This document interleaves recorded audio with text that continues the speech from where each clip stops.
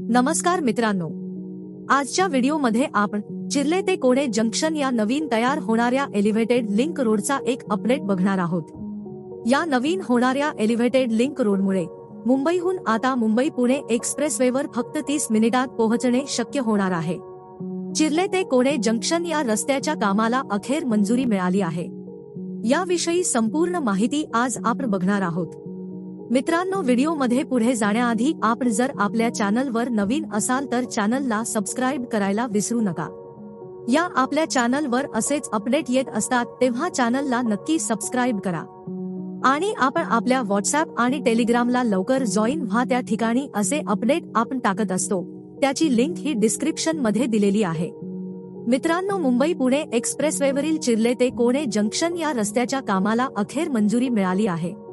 शुक्रवारी झालेल्या मुंबई महानगर प्रदेश विकास प्राधिकरणाच्या म्हणजेच MMRDAच्या कार्यकारी समितीच्या बैठकीत या कामाचे कंत्राट निश्चित करण्यात आले असून गवार कन्स्ट्रक्शन लिमिटेड या कंपनीला हे कंत्राट देण्यात आले आहे। महिन्याभरात हे काम सुरू होणार असल्याचे सांगण्यात आलं आहे।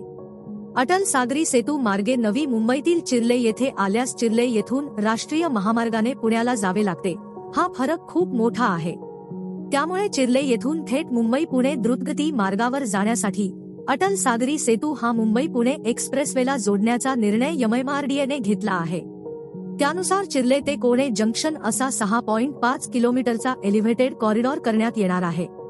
या रस्त्याचा 1.5 किलोमीटरचा भाग पूर्णपणे नवीन असणार आहे।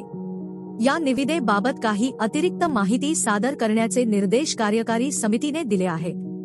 त्यानुसार 1 ते 2 दिवसात ही माहिती कार्यालयाकडे सुपूर्द केली जाणार आहे। यानंतर करारावर अंतिम शिक्कामोर्तब होईल। एकंदरीतच करार निश्चित झाल्याने पुढील कार्यवाही होऊन महिनाभरात उन्नत रस्त्याचे काम सुरू करण्यात येणार आहे।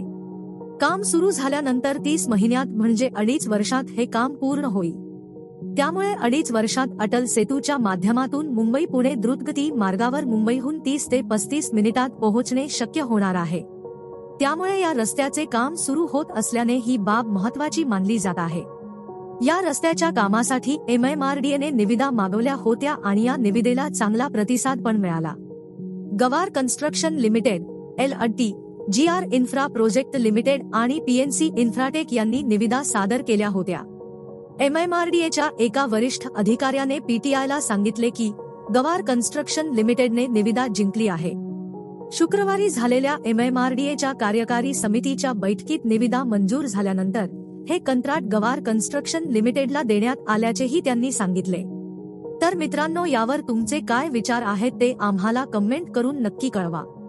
आणि आपला आजचा व्हिडिओ आपल्याला इन्फॉर्मेटिव्ह वाटला असेल तर व्हिडिओला लाईक करा आणि चॅनलला नक्की सबस्क्राइब करा। आपण परत भेटू एका नवीन व्हिडिओमध्ये। धन्यवाद।